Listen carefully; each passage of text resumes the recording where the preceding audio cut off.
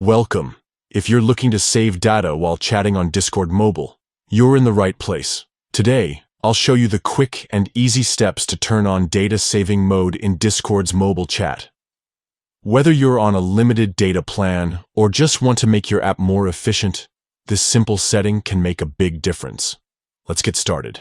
First, unlock your phone and open the Discord app. Make sure you're logged into your account so you can access all the settings you need.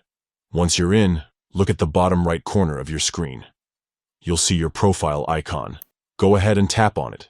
This will open up your user settings, where you can customize your Discord experience.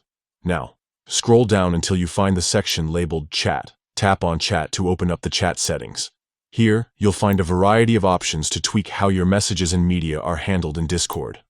Look for the option called Data Saving Mode. This feature is designed to help you reduce the amount of data Discord uses, especially when you're sending or receiving images, videos, or other media in chats. To turn it on, simply tap the toggle switch next to Data Saving Mode. When the switch turns blue or green, you'll know it's activated.